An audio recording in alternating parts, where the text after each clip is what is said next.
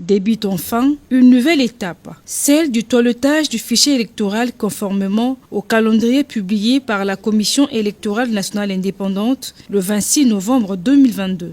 Cette opération consiste au traitement des données statistiques afin de détecter les cas des doublons, des mineurs ou encore des photos en vue de les supprimer afin de disposer, au bout du compte, d'un fichier électoral crédible et fiable. Nous sommes en plein atelier d'adjudication. On est en train de faire le nettoyage du fichier électoral, juste pour traquer les gens qui se font enrôler plus d'une fois dans les différents centres d'inscription. Les cas des enfants de mineurs, on est en train de soumettre à un traitement. Et les cas de photos, ce sont des électeurs fictifs. Prenons un exemple, une personne n'est pas présente dans un centre d'inscription, mais il envoie, soit par voie électronique, sa photo, afin qu'on puisse l'enrôler. On a des systèmes qui, c'est vraiment de créer si la photo prise par nos kits d'enrôlement, c'est une photo animée ou bien c'est une photo tirée d'une autre photo. Ce que nous appelons par photo de photo, ce sont des électeurs fictifs. C'est l'un des éléments qui nous permet aussi de le mettre de côté, tout ce cas d'électeurs-là.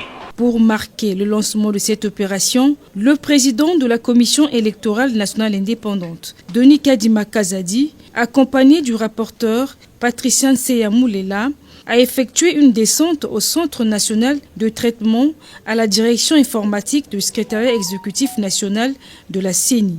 À l'issue de cette visite de travail à l'interne, le numéro 1 de la centrale électorale a expliqué la pertinence et le bien fondé de cette opération. Nous sommes dans cette salle où les équipes qui sont là ne s'occupent que du dédoublonnage. Nous avions dit que les gens peuvent s'enrôler. À un certain moment, nous allons, à partir d'une technologie très avancée, détecter les enfants, détecter les photos des photos et détecter un certain nombre de problèmes qui se posent. Et sur cette base-là, nous faisons l'adjudication. Il y a des cas de rejet et il y a des cas qui sont confirmés. Mais ici, comme vous allez le voir dans les images, il y a